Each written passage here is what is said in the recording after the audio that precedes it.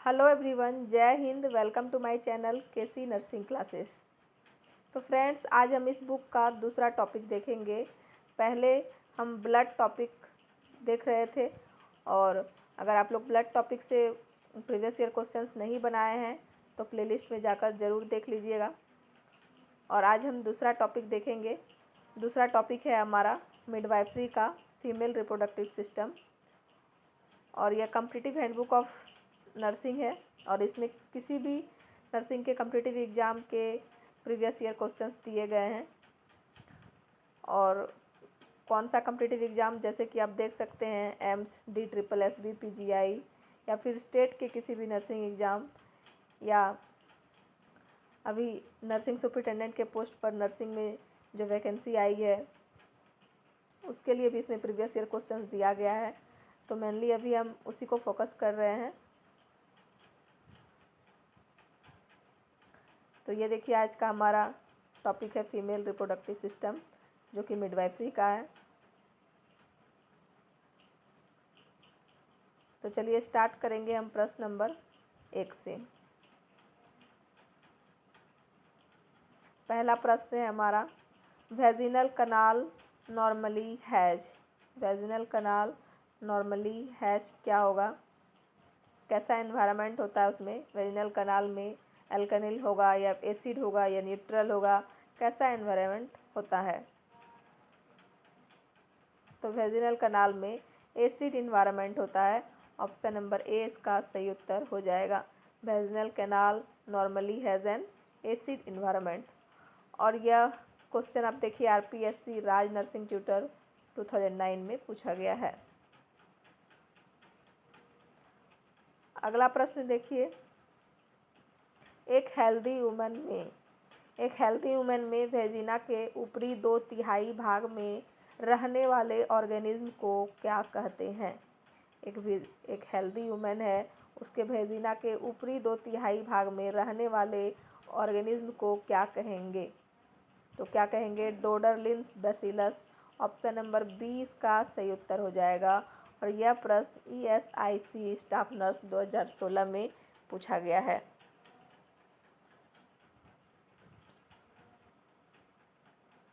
अगला प्रश्न है, acid medium of vaginal maintained by. Acid medium of vaginal maintained by किससे होगा? डोडरलिन्स बेसिलाई। ऑप्शन नंबर सी इसका सही उत्तर हो जाएगा। और यह प्रश्न देखिए RRB स्टाफ नर्स 2019 में पूछा गया है, और एम्स नागपुर नर्सिंग ऑफिसर। तो फ्रेंड्स, अभी तुरंत ही आपको बताए थे कि नर्सिंग सुपरिटेंडेंट के पोस्ट पर अभी वैकेंसी आई है। तो नर्सिंग स्टूडेंट के लिए अभी बहुत ही अच्छा मौका है, इसलिए आप लोग तैयारी में ज़ोर शोर से लग जाइए। और जिन लोगों ने अभी तक फॉर्म नहीं भरा है तो वो भी फॉर्म जल्दी से फिलअप कर लीजिए, क्योंकि 17 तारीख तक ही डेट है। तो अगला प्रश्न देखिए, pH of vagina during pregnancy. pH of vagina during pregnancy. Pregnancy के दौरान वेजाइना का pH कैसा होता है? तो एसिडिक होता है। ऑप्शन नंबर ए इसका सही उत्तर हो जाएगा। तो एसिडिक क्यों होता है? तो प्रेगनेंसी के दौरान एस्ट्रोजन लेवल बढ़ने से लैक्टोबैसिलाई की एक्टिविटी व प्रोलिफेरेशन बढ़ जाने से वेजाइना की एसिडिटी भी बढ़ जाती है। अगला देखिए, Bartholin gland.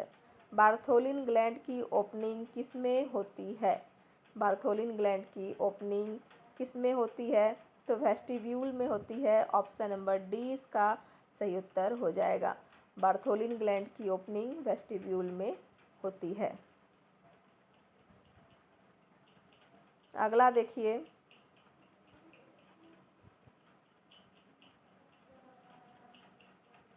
Bartholin gland is present in. Bartholin gland जो है या कहाँ पाया जाता है? इज प्रेजेंट इन, तो वेजिना में बार्थोलिन ग्लैंड पाया जाता है। तो ऑप्शन नंबर ए इसका सही उत्तर हो जाएगा। और यह प्रश्न देखिए ESIC स्टाफ नर्स 2016 में पूछा गया है। अगला प्रश्न देखेंगे, नर्स एक प्रेग्नेंट लेडी के ब्लैडर को कैथेटराइज करने जा रही है और उसे अवेयर होना चाहिए कि एक के अलावा बाकी सभी फीमेल यूरेथ्रा के बारे में सही फैक्ट्स क्या क्या है। तो बताइए, नर्स एक प्रेग्नेंट लेडी के ब्लैडर में कैथेटराइज करने जा रही है, तो क्या चीज़ के लिए अवेयर होने जाना चाहिए। तो नर्स को क्या चीज़ के लिए अवेयर होना चाहिए कि बाकी सभी फीमेल यूरेथ्रा के बारे में सभी फैक्ट्स है। तो ऑप्शन नंबर 20 का सही उत्तर हो जाएगा, it's posterior to vaginal orifice.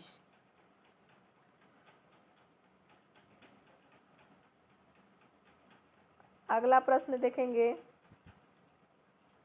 Pyramid के आकार के टिश्यू, पिरामिड के आकार के टिश्यू जहां पेल्विक फ्लोर और पेरिनियल मसल्स और फेसिया, वेजिना और एनल कनाल के बीच में मिलते हैं, उन्हें क्या कहते हैं। पिरामिड के आकार के टिश्यू जहां पेल्विक फ्लोर और पेरिनियल मसल्स और फेसिया, वेजिना और एनल कनाल के बीच में मिलते हैं, उन्हें क्या कहते हैं। तो उन्हें ऑब्स्टेट्रिकल पेरिनियम कहते हैं। ऑप्शन नंबर ए इसका सही उत्तर हो जाएगा। तो ये हमारे वेजिना टॉपिक से एमसीक्यूज था, तो वो हो गया। और अब यूट्रस स्टार्ट करेंगे। यूट्रस में देखिए क्या क्या प्रश्न है, देख सकते हैं यहाँ से हमारा यूट्रस का प्रश्न है। तो विच of the following is normal position of uterus. Uterus का नॉर्मल पोजीशन इसमें क्या क्या होता है बताइए। और यह प्रश्न देखिए बीएचयू नर्सिंग ऑफिसर में पूछा गया है। तो यूट्रस का नॉर्मल पोजीशन क्या होगा, anteverted and anteflexed. Option number D इसका सही उत्तर हो जाएगा। तो फ्रेंड्स, आप लोग को कैसा वीडियो लग रहा है, उम्मीद करते हैं कि वीडियो आप लोग को पसंद आ रहा होगा। वीडियो अगर आप लोग को अच्छा लग रहा है तो कमेंट में ज़रूर बताइए कि वीडियो कैसा लग रहा है। इससे हमें मोटिवेशन मिलती है कि वीडियो कैसा लग रहा है, उससे हम लोग और आगे बनाने का कोशिश करते हैं। इसलिए आप लोग कमेंट में ज़रूर बताइए कि वीडियो कैसा लग रहा है, और शेयर भी कीजिए, और साथ ही चैनल को सब्सक्राइब भी कीजिए।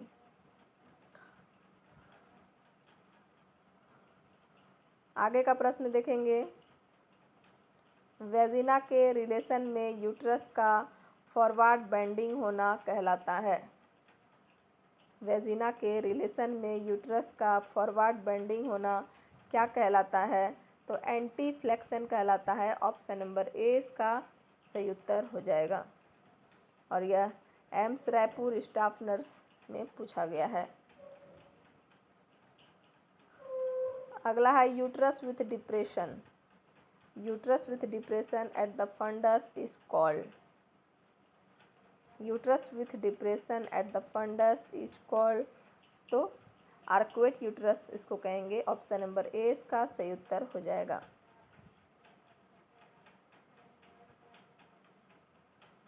अगला देखेंगे, the thickest layer of uterus is.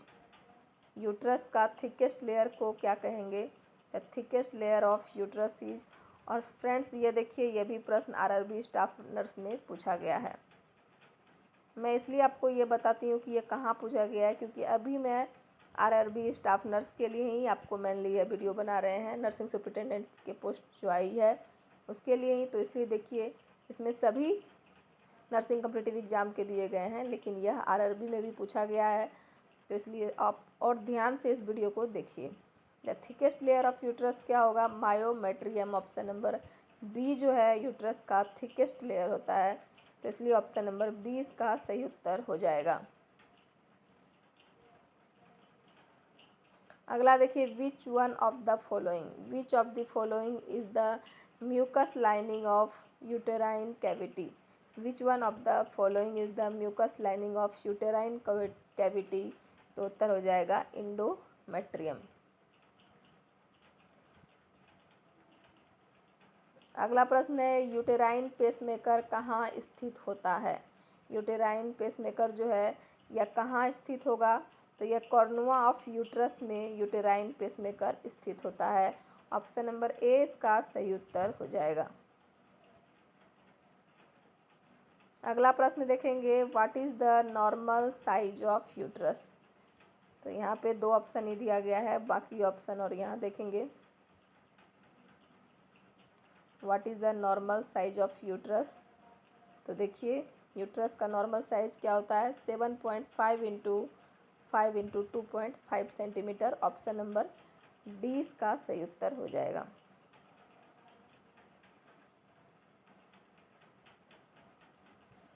Uterus का सामान्य साइज होता है 7.5 × 5 × 2.5 और नॉन प्रेग्नेंट यूट्रस का वजन कितना हो जाएगा? 60 ग्राम होता है। अगला देखिए, द नॉर्मल यूट्रस वेट। अभी हम आपको बताएं कि नॉन प्रेग्नेंट यूट्रस का वजन 60 ग्राम होता है, तो यही यहाँ पे पूछ रहा है इस प्रश्न में। द नॉर्मल यूट्रस वेट कितना हो जाएगा? कितना ग्राम? 60 ग्राम। ऑप्शन नंबर सी इसका सही उत्तर हो जाएगा। अगला प्रश्न देखिए, प्रेगनेंसी में इंडोमेट्रियम को जाना जाता है। प्रेगनेंसी में इंडोमेट्रियम को किस नाम से जाना जाता है? डेसिडुआ के नाम से जाना जाता है। ऑप्शन नंबर ए इसका सही उत्तर हो जाएगा। गर्भावस्था के दौरान यूट्रस की इंडोमेट्रियम को क्या कहेंगे? डेसिडुआ।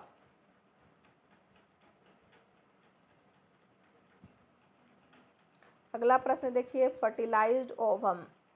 फर्टिलाइज्ड ओवम के यूट्रस में इम्प्लांट होने के बाद इंडोमेट्रियम को किस नाम से जाना जाता है? फर्टिलाइज्ड ओवम के यूट्रस में इम्प्लांट होने के बाद इंडोमेट्रियम को किस नाम से जाना जाता है? तो फ्रेंड्स, इसके पहले जो प्रश्न था वो भी यही था, बस यही है कि इसमें लैंग्वेज सिर्फ दोनों का अलग है, तो इसका भी उत्तर यही डेसिडुआ ही होगा। ऑप्शन नंबर बी इसका सही उत्तर हो जाएगा। अगला देखिए, the cardinal function of decidua is.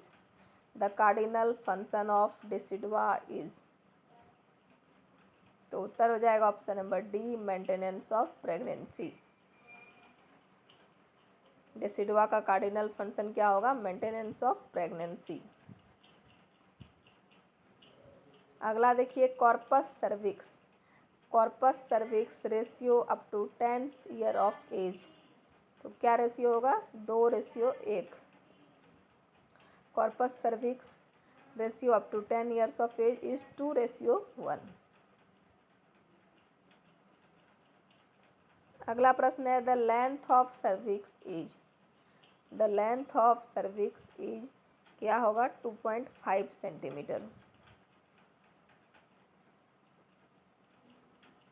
और इंच में अगर पूछा जाए तो 1 इंच की होती है और सेंटीमीटर में 2.5 centimetre. Cervix develops from. Cervix develops from, तो फ्रेंड्स यहाँ पे इसका ऑप्शन देखेंगे, सर्विक्स कहाँ से डेवलप्स होता है? तो मुलेरियन डक्ट से सर्विक्स डेवलप्ड होता है। ऑप्शन नंबर सी इसका सही उत्तर हो जाएगा।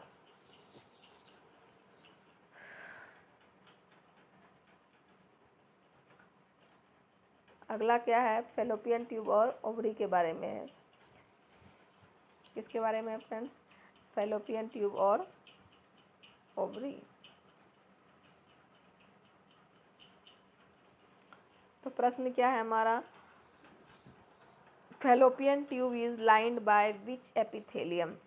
Fallopian tube is lined by which epithelium, तो उत्तर हो जाएगा ciliated epithelium.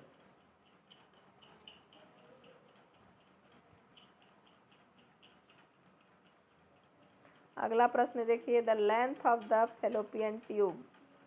The length of the fallopian tube ranges from, तो फैलोपियन ट्यूब की लंबाई कितनी होगी फ्रेंड्स?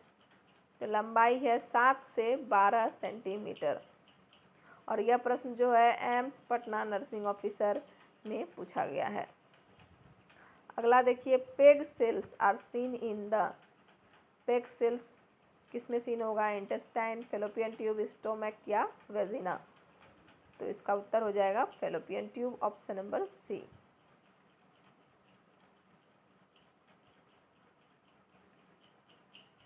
अगला देखिए, फैलोपियन ट्यूब का नैरोएस्ट भाग क्या है? फैलोपियन ट्यूब का नैरोएस्ट भाग कौन सा होगा? तो इंटरस्टिशियल होगा। ऑप्शन नंबर ए इसका सही उत्तर हो जाएगा। और यह प्रश्न देखिए आरआरबी स्टाफ नर्स में पूछा गया है।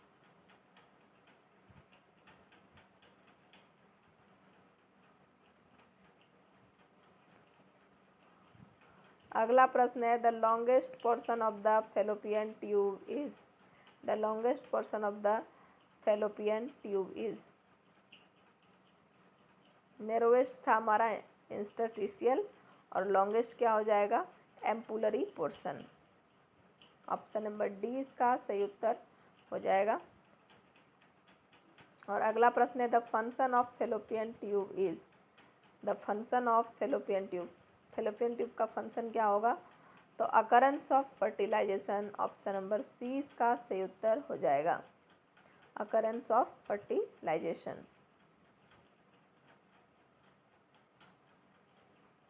अगला देखिए, following is the function of fallopian tube.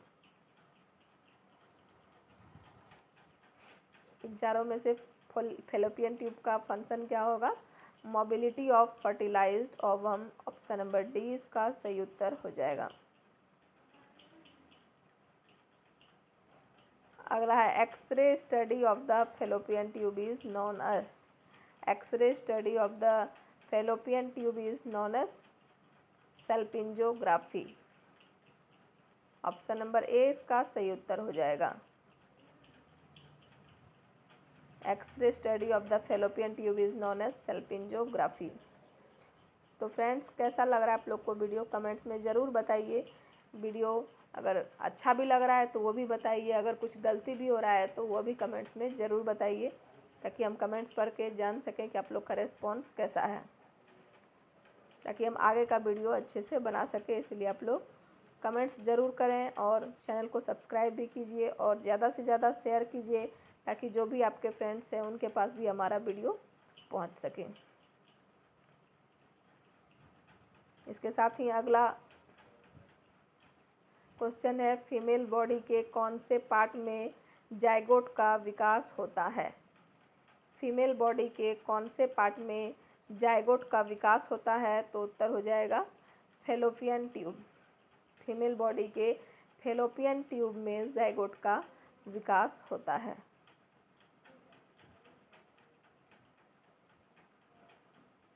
अगला देखिए, fertilized ovum is implanted into uterus after.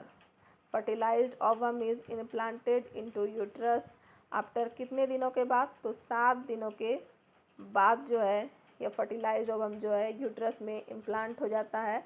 तो ऑप्शन नंबर ए इसका सही उत्तर हो जाएगा।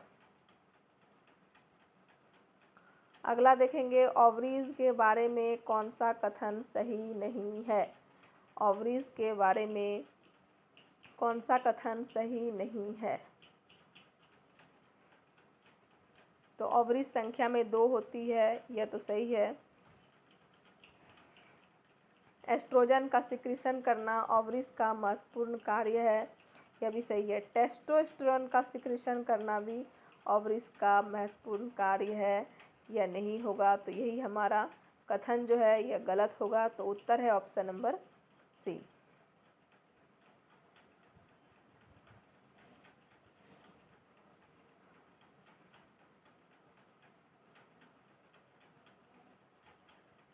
और यह प्रश्न भी फ्रेंड्स देखिए आरआरबी स्टाफ नर्स में ही पूछा गया था।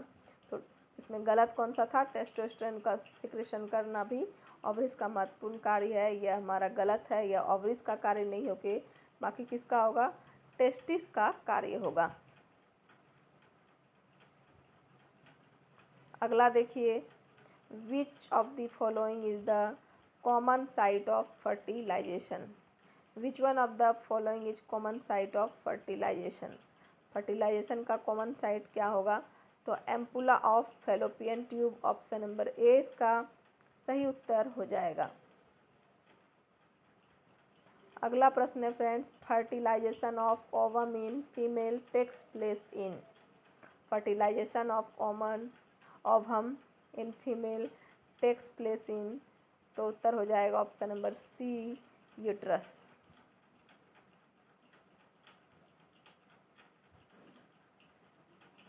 आगे देखेंगे,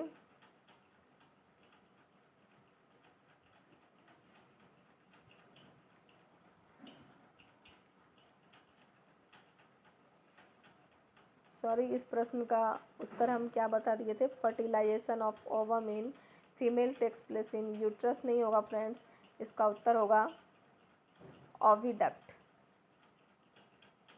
ठीक है, fertilization of ovum in female takes place in oviduct.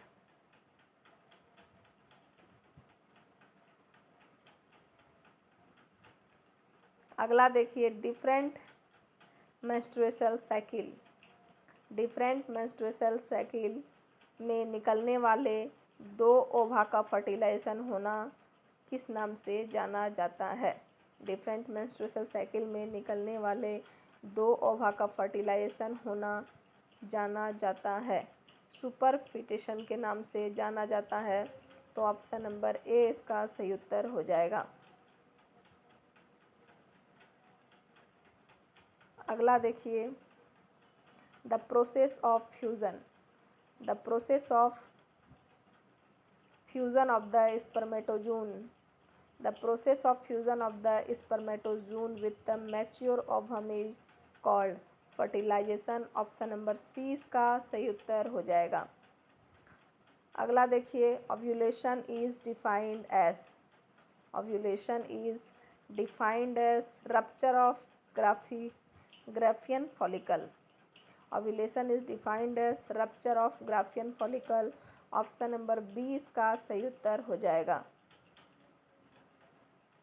अगला प्रश्न है, ओव्यूलेशन अकर्स। ओव्यूलेशन कब होता है? तो 14 days before next menstruation. Option number A इसका सही उत्तर हो जाएगा।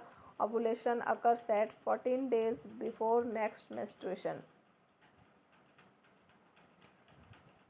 अगला है, when is the best time to achieve pregnancy. When is the best time to achieve pregnancy.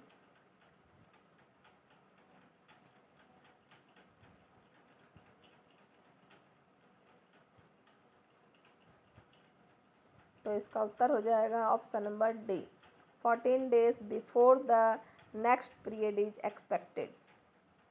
When is the best time to achieve pregnancy. तो उत्तर हो जाएगा 14 days before the next period is expected. Option number D इसका सही उत्तर हो जाएगा।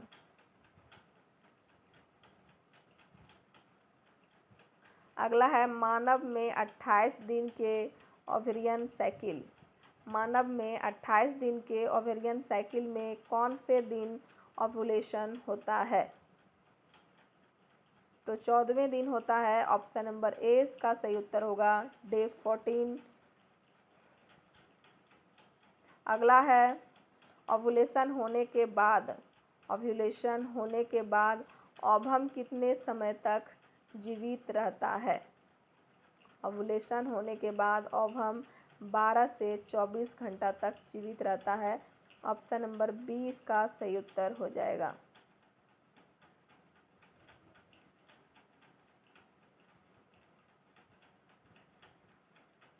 अगला प्रश्न है, the term mittelschmerz. The term mittelschmerz refers to। The term mitral hemorrhage refers to varying degrees of abdominal pain during ovulation। Option number A इसका सही उत्तर हो जाएगा। अगला देखिए, the phenomenon of mitral haemorrhage indicates ovulation. Option number C इसका सही उत्तर हो जाएगा। अगला प्रश्न है, फॉलिकुलर ब्लीडिंग। फॉलिकुलर ब्लीडिंग से पेरिटोनियल इरिटेशन से होने वाला फ्लीटिंग एब्डोमिनल पेन कहलाता है। फॉलिकुलर ब्लीडिंग से पेरिटोनियल इरिटेशन से होने वाला फ्लीटिंग एब्डोमिनल पेन क्या कहलाता है? तो मिट्रेल हemorrhage कहलाता है। ऑप्शन नंबर बी इसका सही उत्तर हो जाएगा। अगला देखिए, a high concentration of oestrogen. A high concentration of oestrogen in blood causes ovulation. Option number A इसका सही उत्तर हो जाएगा। आगे का प्रश्न देखेंगे फ्रेंड्स। अगला है, सेक्सुअल फंक्शनिंग के एक लेक्चर में नर्स इस फैक्ट को सम्मिलित करने का प्लान करेगी कि ओवुलेशन होता है जब blood level of LH high होता है। ओवुलेशन कब होता है? ब्लड लेवल ऑफ LH जो होता है ल्यूटिनाइजिंग हार्मोन हाई हो जाएगा, तो उस समय सेक्सुअल ओवुलेशन होता है उस समय।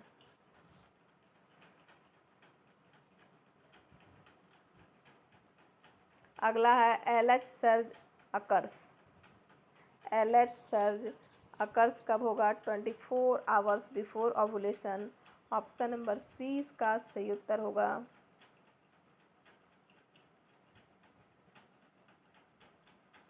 अगला प्रश्न देखेंगे, मेंस्ट्रुअल साइकिल के ओवुलेशन फेज के दौरान, मेंस्ट्रुअल साइकिल के ओवुलेशन फेज के दौरान ओवुलेशन किसके सिक्रीशन से होता है?